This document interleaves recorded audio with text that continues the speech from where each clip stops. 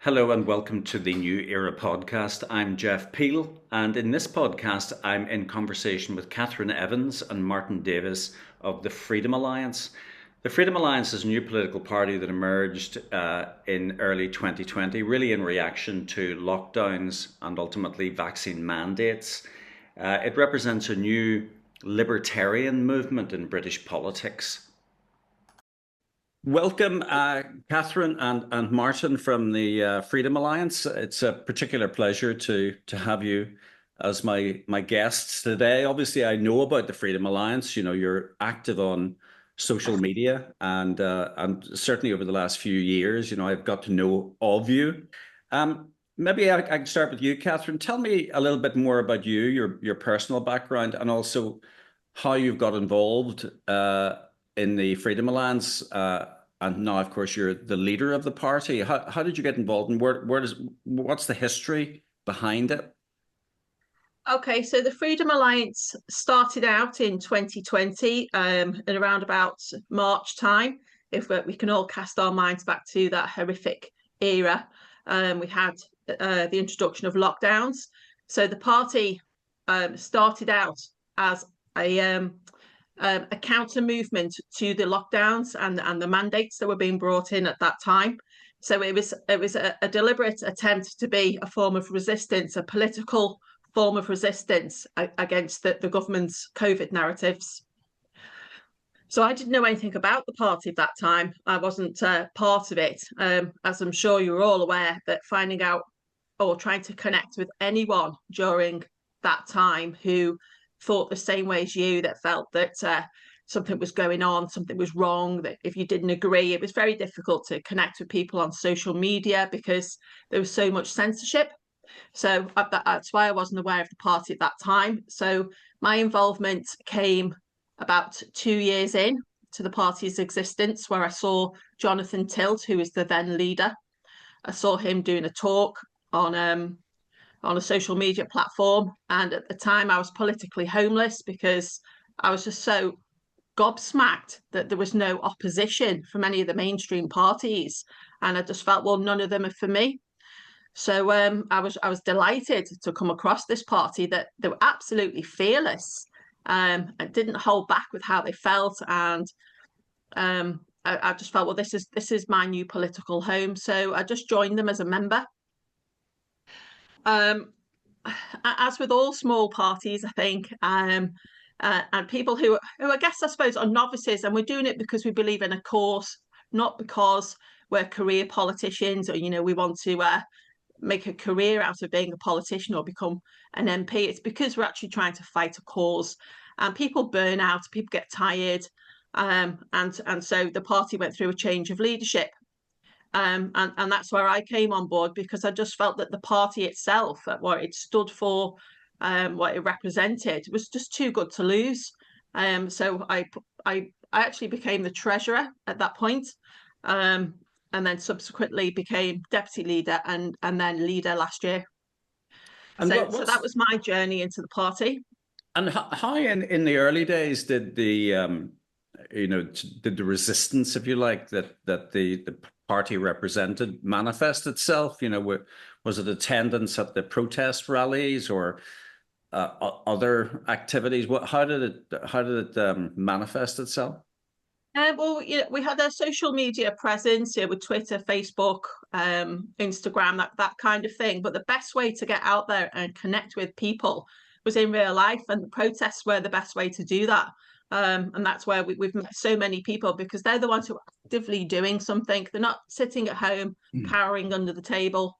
They're actually getting out there and doing something practical, even if it is just, like you say, going on a protest march. Lots of people don't think they're very beneficial, but in terms of networking, they're absolutely gold dust. You need them so you can get out there and find out who's a genuine freedom fighter. Yeah, I've met so many people who have ended up becoming candidates or campaigning on other related causes, and that's how the Freedom Alliance has kind of grown, from being kind of dedicated towards the COVID, against the COVID government's narrative into other areas of protecting freedoms of movement, of speech. We've got all the net zero stuff that's coming on at the moment. So you find when you go to protests or you go to festivals or you join other grassroots groups, you end up absorbing people from these other groups as well. And that's how our numbers have grown. So, Martin, you obviously took over the Treasury role, but maybe you could just, as per Catherine, explain your background and how you got involved. Yeah, thanks. Well, I actually got into Freedom Alliance slightly before Catherine, actually. We, in my locale that I was in at the time, which is in and around the Halifax area, there was a Stand in the Park movement, which came out, as you know, really early on in the lockdowns. And my wife set up the Halifax arm of that. And so we're getting a lot of information from various sources, and people were coming into the group, coming out of the group at that point. And somebody introduced me to Jonathan. As with all grassroots things, we went for a quick meeting in a pub and ended up understanding that we had exactly the same beliefs and opinions and desire to make a change. So that was the point when I joined. I joined as a member at that point, and then through 2022, 23 and 24, I stood as a local councillor for Freedom Alliance in my local ward. I've actually moved away from that area in the last 3 weeks, so I won't be able to stand there anymore, which is a bit of a shame because you could see the growth coming as well. And whilst not doing a great deal of campaigning, I was holding down a full-time job, working away, etc. Just the, I guess, organic growth. So it grew by 72% and then 93% in terms of the votes in those times. So you could see that people were aligning with what our policies are and how they saw the world as well. So it's a bit of a shame I've moved away, but I'm going to try and do the same here in my new area. Spreading the word, obviously, that's one advantage of you moving to a new. Yeah, I'm in an utter conservative hotbed now, though, in the middle of North Yorkshire. So it's going to be quite a challenge. But on that, though, we've already met people who are very much of the same ilk, not necessarily Freedom Alliance, but the reason I got into it as well, when I read the policies, the manifesto, there wasn't a word of it that I didn't agree with it, not one word. And you kind of go, I can't believe that from a political party ever, that you actually agree with absolutely all of it. Yeah. I had a debate of sorts yesterday with Abby Roberts on Substack, and it was along the lines of, the political parties these days seem to organize primarily because they want to change laws. They want to put in place statutes. So the Tories were trailblazing in the fact that they wanted to, reform some of the legacy legislation that we had from the European Union, or to repeal the Human Rights Act, or the Convention on Human Rights, or whatever it might be. But it's all very much focused on policies which relate to statutes or changes in the law. And this has been the case really over certainly the last number of decades, that we've increasingly become a society that focuses on law change in order to implement societal change, which is a bit of an aping, I think, of the American system, which is very much focused on, legislative process. But of course, the fact that you agreed with every word of the manifesto of the Freedom Alliance, it indicates that perhaps, as individuals who are incensed by the whole COVID narrative, that we're possibly trying to get back to our roots as a society where it's very much driven by individuals in their localities, and English common law, for example, defining how our social structures were organized. Did you sense that kind of thing, that it was a reaction against this corporatism of the uni party? I think the whole premise of politics has been amended because of the not just statute law, but case law as well. And as you get more and more case law, you get more and more convoluted, and people move away from the essential core of what each individual, in my belief, wants to do and how they want to live in the UK. So I think we've gone so far down that track, and the media has followed or led, depending on how you feel about it, then with that narrative, so that people have forgotten how the core cultures work and how core societies work and how they develop from a local society. And you can go all the way back to saying you would start with a farmstead and then you would grow it outward and outward.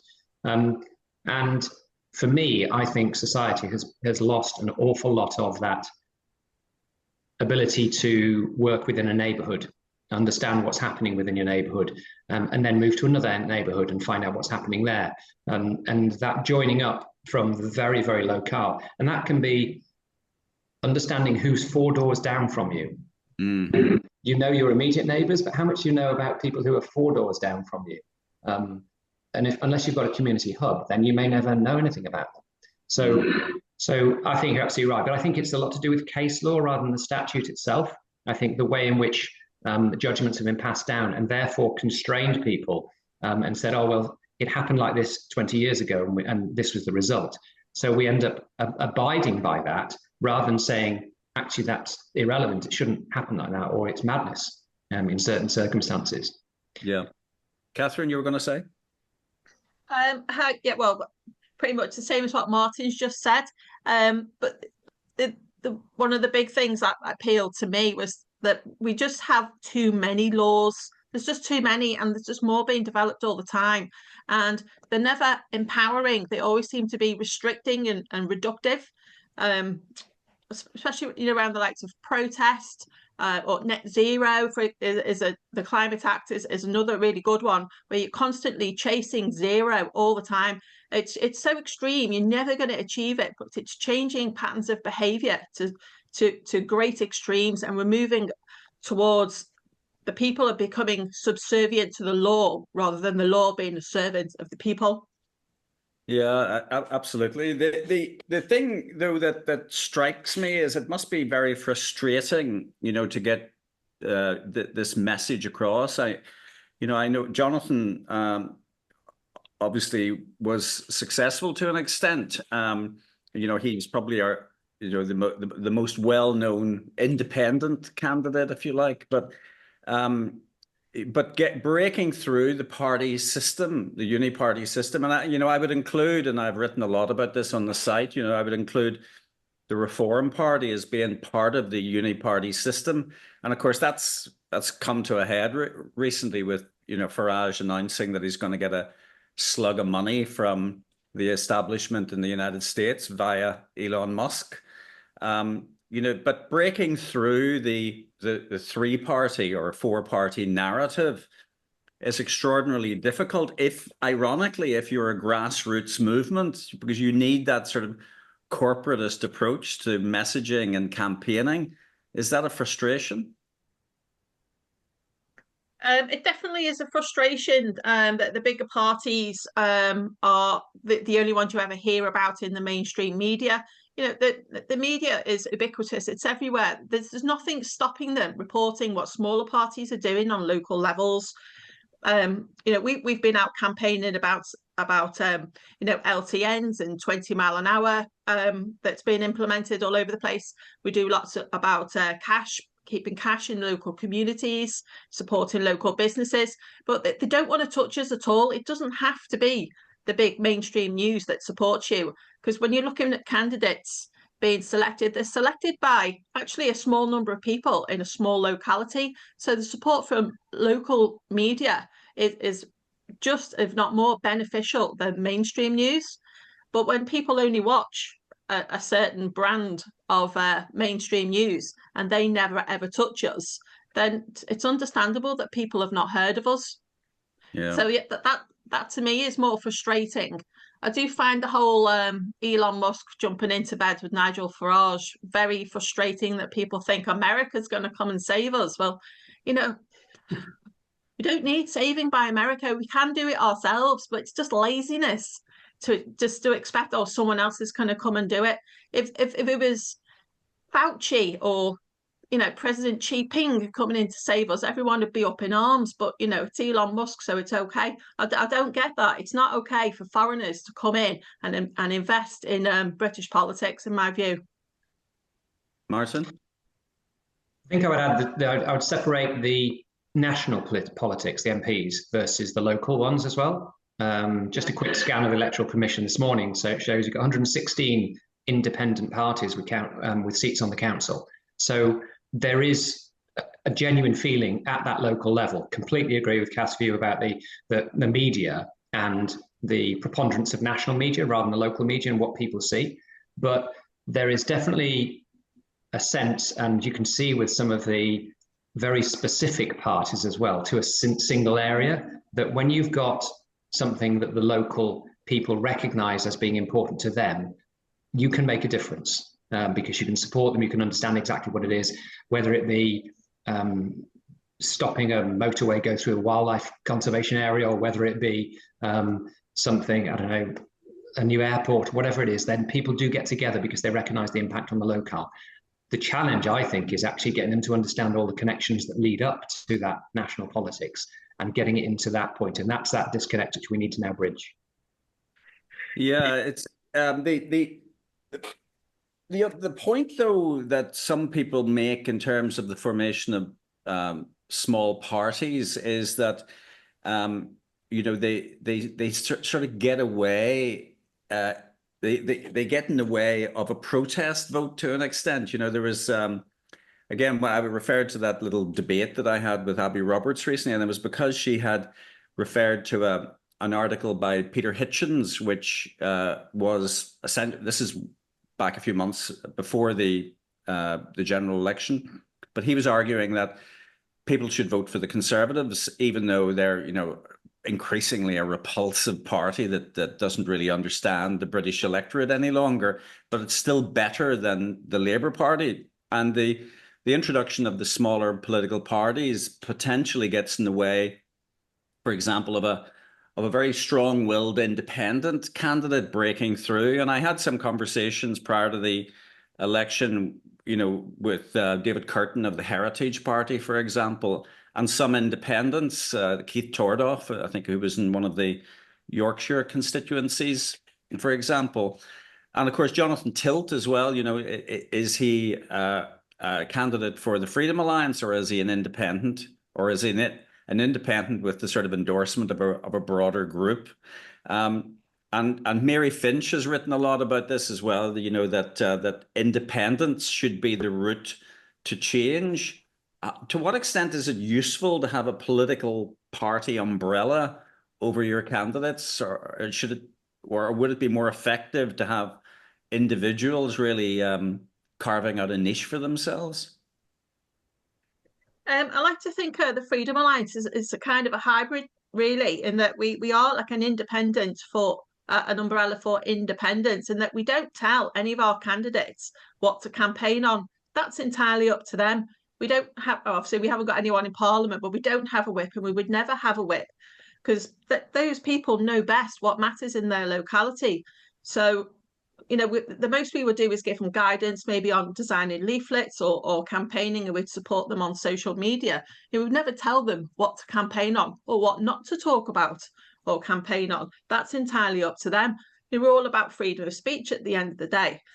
And when it comes to standing smaller freedom parties and independents together, we do have a working agreement with several of the other smaller parties and some independent candidates as well, in that we will not stand a candidate in the same ward as each other, so as we don't split the vote. And we will support each other where we haven't got a candidate, but we know there's a strong candidate from another party. We are quite happy to support them in whatever capacity that we can, which is something that the main parties do not do. They're constantly at each other's throats all the time. Yeah. And that's just a culture that needs to change within politics itself. But it seemed to work as well as a strategy in the lead up to the general election, because obviously there were a number of independent candidates who broke through. Now, not necessarily, unfortunately, aligned with the freedom movement, if you like, but certainly in some of the Labour constituencies, there were breakthrough independent candidates who reflected the mood of the locality in that they took a particular stance vis-a-vis Gaza, and you know, there was a massive reduction in Keir Starmer's vote in his constituency as a result of the actions of an independent candidate who, I don't know, I can't remember the exact numbers, but it certainly resulted in a substantial reduction in Starmer's mandate. So they certainly do have a role to play, don't they? Martin?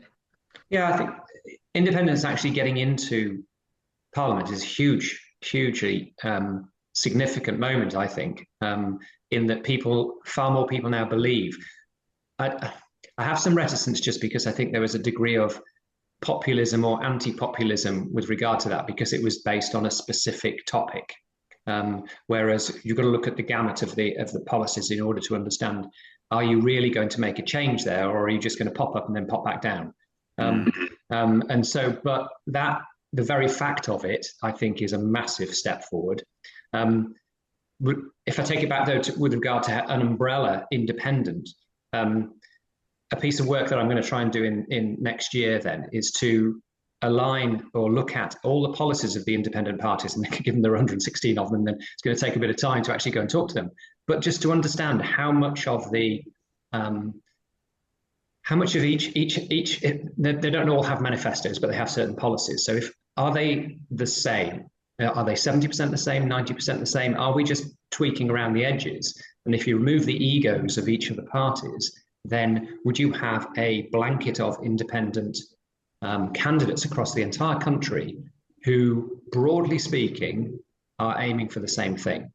And that's what I've said I'll do next year. I'll look at all of this stuff and see whether we can do that. If I can do that early on, then we'll be able to understand what will happen in the council elections, assuming they do go ahead. Will they go ahead, do you think, or is there a deliberate? Yes, I genuinely think they'll go ahead. I think is the classic social media storm, isn't it? There's are they going to cancel all of them? And actually, from the research I've done, what's happening is there are a set of areas where they're combining certain councils into Uber councils, and so they're dropping those ones because that Uber council will come into being 6 months after the election. So there's no point in having those elections. You might as well carry on. Now that creates a nervousness for me anyway, in the fact that I think these larger councils play into the hands of the bigger parties anyway. So I think there's an agenda behind that. It's not great swathes of them, but it does worry me because I'm sat in one now, and we don't get the opportunity to change our councillors for 4 years, whereas in most of the areas they do them a certain proportion every year. There is a sort of unifying theme as well in terms of some of the stronger independent candidates and some of the smaller parties, in that even the left-wing ones seem to adopt the language of libertarianism to an extent. Because if you think about it, the mainstream political parties are essentially communist or communal organizations, because they, for example, as you mentioned, Catherine, they impose a whip, and that comes across as very doctrinal and authoritarian and communist-like even. And you know, I and a lot of people during the election campaign referred overtly to the Conservative Party as a sort of neo-communist party because it just behaved like one. So do you sense there is this vein within British politics increasingly that the primacy of the individual and individual free thought is that becoming a near mainstream narrative, given the actions of people like yourselves? Yeah, I think definitely with the whole they call it the COVID era, people were literally programmed to not think of themselves and what was right for them, but to think of the collective. And I think that pattern of thought is following through so many other issues, particularly like climate change, It's think of the greater good, not think of yourselves and what's right for you. And it's taking away that individual thought patterns, particularly with the clampdown on freedom of speech. People have been literally terrified to speak their minds, that you end up adopting someone else's thought patterns or someone else's beliefs because that's a safer thing to do. I think we're heading towards very dangerous times. Yeah, I think so too. Yeah, I remember when Philip Hammond, I think it was, he was the chancellor at the time, announced the net zero policy, and I don't think it was even debated in Parliament. And we had gone through decades where the Green parties had been campaigning on, to all intents and purposes, policy issues like net zero and receiving no more than about 2% of the vote in any constituency. And yet here it became a mainstream policy plank without any debate. And where that came from was perplexing to me. And, we went from, okay, we need to maybe look at carbon, and reducing our carbon footprint, to there's an immediate catastrophe waiting to happen if we don't aim towards net zero. And that just happened almost overnight, which seemed to indicate that there was an international agenda at play. And a lot of us have been debating where this came from. Do you have any theories as to whether it did come from the WEF? Was it higher up even than that?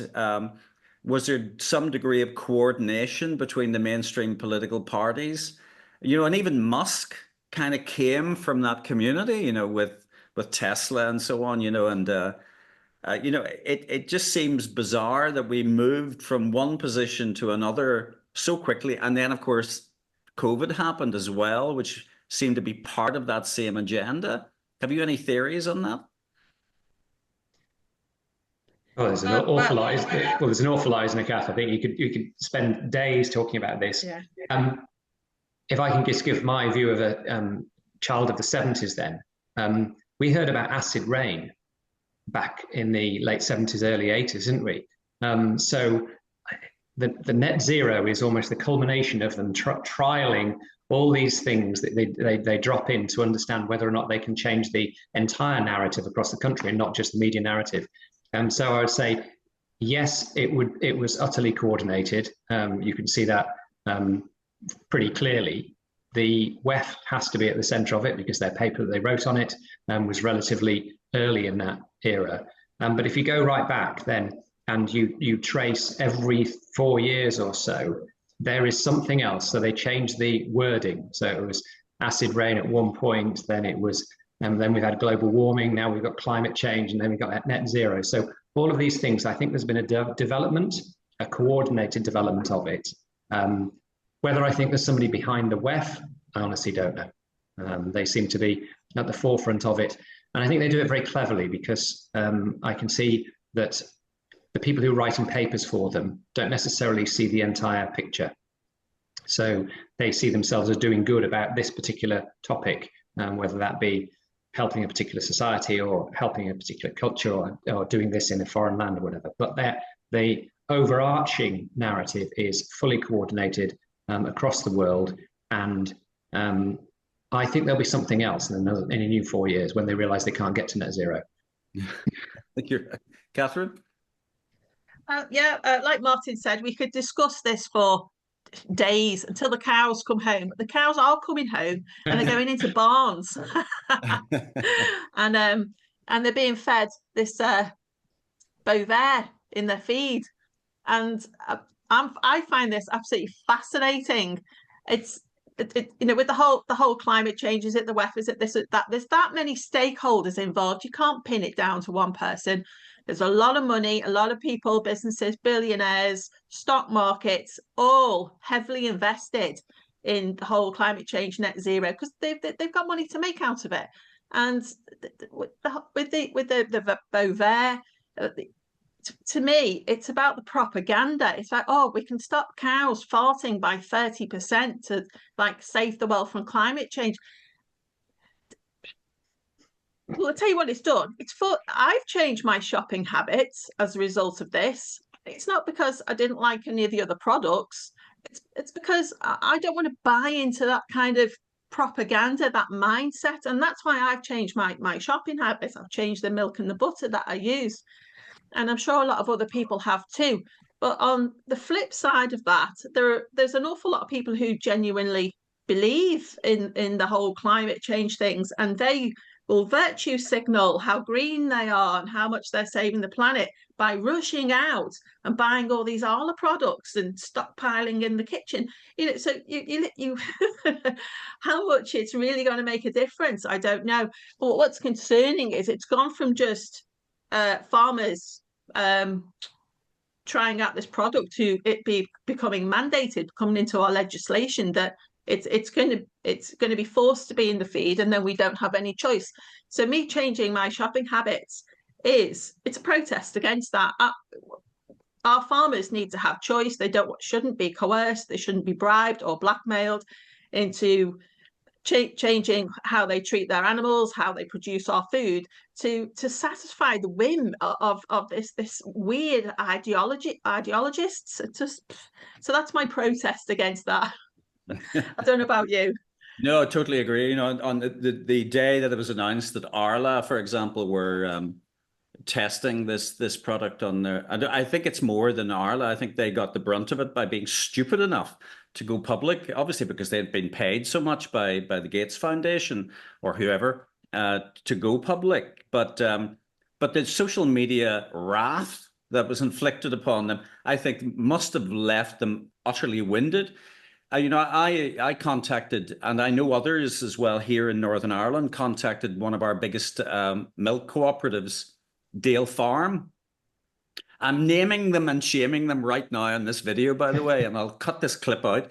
But Dale Farm is a big cooperative, very active in Northern Ireland, Scotland, and England, and Northern England. They have been contacted, I know definitively, by a number of people asking them specifically the question, are you trialing Bovaer on any of your cooperative farms? And they're just not answering. They're not providing information. And that is utterly disrespectful to their customer base, because they have the lion's share of the market here and in other localities across the United Kingdom. And they're not even telling people whether they're using this stuff. You know, so it is absolutely disgraceful, and it does show the mindset of the food industry if they're not even able to make a definitive statement as to whether they're using it. And possibly it's because they don't even know, which makes you question the nature of the supply chain that they're working with. You know, if they don't even know that people are using this product, you know, which is potentially going to taint the supply chain and the food chain, that is utterly disgraceful and says an awful lot about our food industry in the United Kingdom and in the United States. But this stranglehold, and Bovaer is a good example of that the Americans seem to be strangleholding the United Kingdom. We have become like a vassal state. Ironically, we came through the Brexit campaign arguing that we were a vassal state of the European Union, but it now appears that we're a vassal state of America in terms of foreign policy positions, in terms of having to embrace these ridiculous net zero nostrums and Bill Gates feed additives. But what's your feeling about the extent of American corporatism's hold on UK politics? Yeah, it's getting closer and it's getting tighter. But I'd like to think that with the whole Bovaer situation, that just makes people realise that we had all these independent shops, independent suppliers, local suppliers, farms, producers, industry in our own communities, and they are fast disappearing. And hopefully it's a wake-up call for people to support those businesses and industries, to encourage local entrepreneurialism, and not just, like I say, just have handouts from whether it's the West or the East or anywhere. It doesn't matter. We are fully capable of being independent, and we should, because that's where the quality lies in our products, our produce, and our economy. I think there'll be a huge difference. Yeah, I think there's going to be a huge opportunity here to actually extricate ourselves from these conglomerate food producers, because we are at least to some degree self-sufficient in foodstuffs. It's not nowhere near enough, but if we can, and if this starts to force people to just think about going to their local farm shop or whatever it is, rather than hitting the supermarkets and buying the 12 litres of Arla products, then it gives us a chance to recognise that we don't have to be as obese as America, as diabetic as America, as pill popping as America, and we can actually forge our own path, but we've got to stop rewilding our farmland that we need to actually grow food. We need to stop giving them top dollar for leaving farmland and putting it over to solar farms. I mean, that's absolutely ludicrous. I spoke to a waiter over in an EU country the other day, and I said, yeah, this is what we're doing. And he says, you can't eat electricity. That was his response to me. I just think it's just comical when you actually start to look at some of the things we've been doing. So we're talking here about reducing reducing methane through unnatural ways. To me, it just says, get back to nature. Nature's doing quite a good job of it on its own. So why are we messing around with it so much? Why do we think that we should be able to change that? Why don't we just get more of it? Why don't we just get the farmland back? Why don't we get people who are educated in farming and how great it is early on in school as well, understand that you can produce your own food. I remember when almost everybody used to produce something in their own back garden, whether it was a strawberry plant or whether it was half an orchard. Everybody did something, didn't they? And they understood how the food system worked. So I think it presents an opportunity, Jeff. I really do, that we as a UK could forge a healthy way forward and set aside these conglomerate food processes. Yeah, and it pretty much gets to the, oh, sorry, a bit of feedback here. It pretty much gets to the root of the issue, doesn't it, as well? Because this is about people's health and livelihoods, and it's about pride in the local community. It's about ensuring that that what public services that we do need are fit for purpose. But it seems that they have lost sight of all of that, and it seems remarkable or maybe it isn't remarkable, because if a government can be elected on 20% of the electorate's vote, it really doesn't matter. They can treat the public with utter contempt. What's your feeling about the electoral system that we have? Do you adopt the position that we should be looking at alternative voting systems other than first past the post? Yeah, Freedom Alliance is supportive of a proportional representation. So the first past the post, it's not working for anyone. It's just keeping the one or two main parties at the top, and just doesn't open any doors for the return to localism that we need.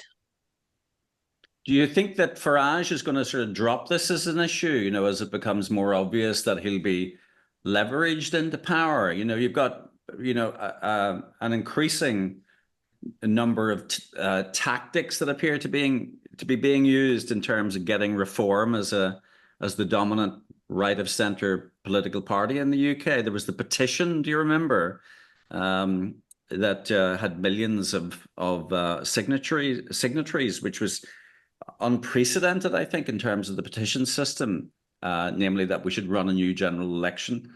And then, of course, the announcement that Musk is going to be investing in the Reform Party. But do you think we're going to see more of this, really, to stifle the debate around the electoral system that we have as Reform becomes the predominant right of centre party?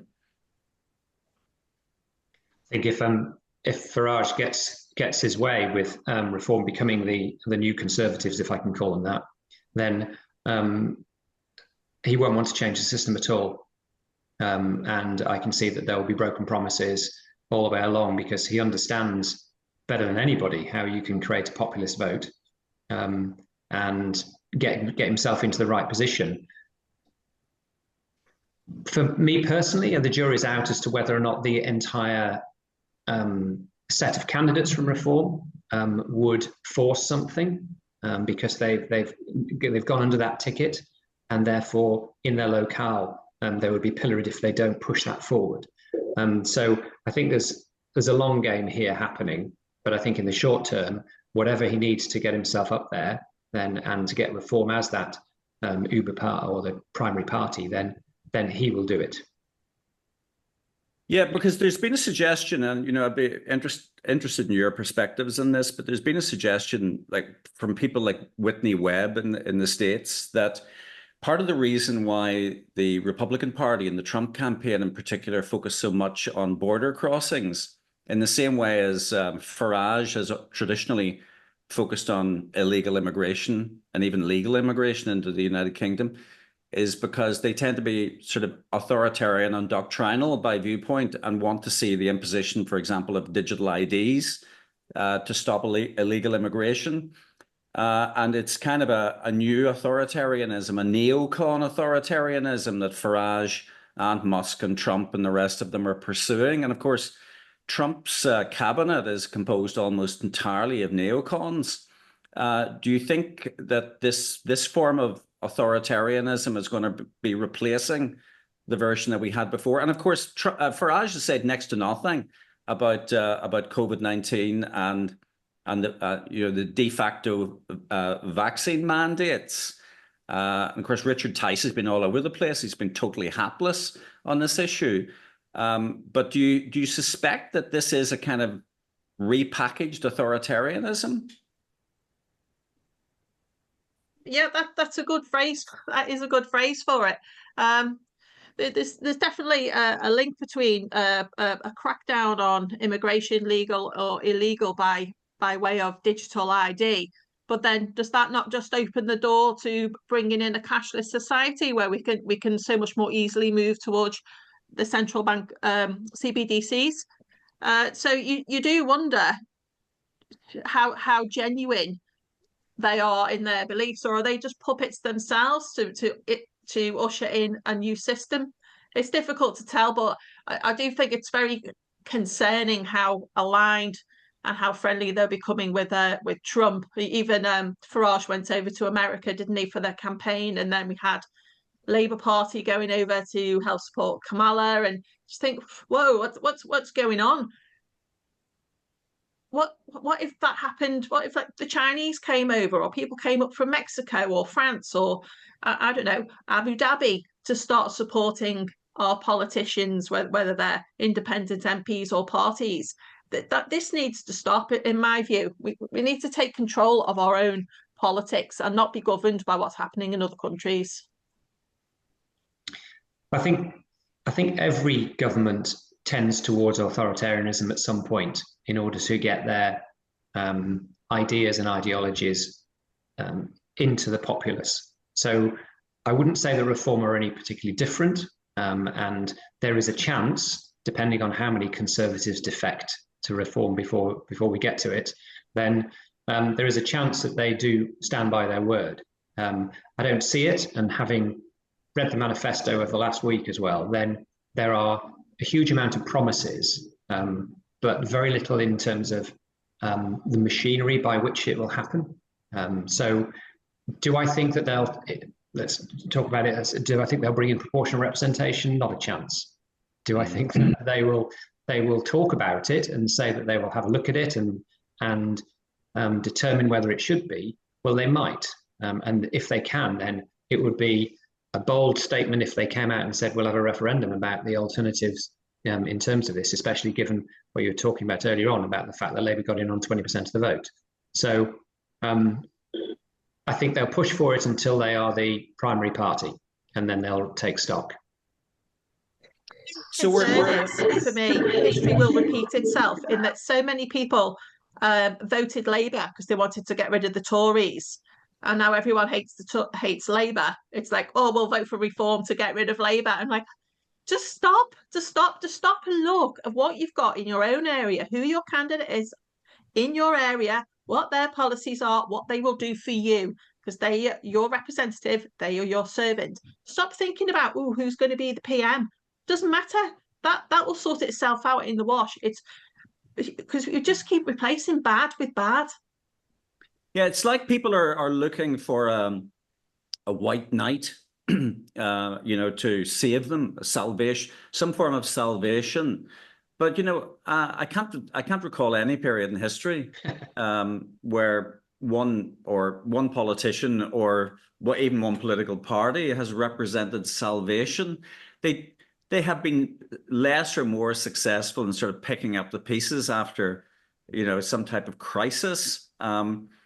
And maybe they've been represented a decent hand on the tiller of the economy, but I can't recall any political party ever saving us from a horrific scenario. So quite why it is that people think that Farage or Musk or Trump is going to save us from these terrible afflictions facing us, I just do not understand. Politicians of all people are obviously not, and that's why I would kind of discourage you from being too party political, because this is about individuals. And you describe yourselves as a libertarian party, but I think that is what it's about. But is part of the problem, that we as the United Kingdom has been very much defined by a two-party political system.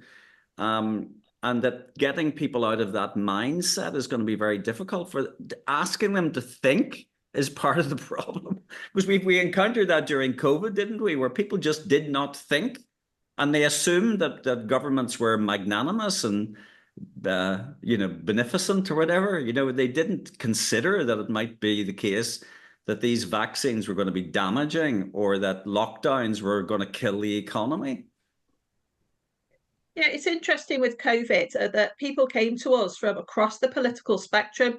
So they came to us from, the Green Party and the Labour and Conservatives and UKIP, and they'd literally come across the board to us because of what was going on with the COVID response. So it just shows that people will quite happily cross the whole left-right borders. They're not set in stone, and I don't even like the terminology because it's so general, and it just ends up becoming a slur to just divide people. And the party isn't about division. We want to work with so many people, so many different parties on whatever issues. It doesn't matter if you're against something or you're for something. We can work together. We will find a way, a route to working together, regardless of where we are on the political spectrum, which is something that the other mainstream parties do not do.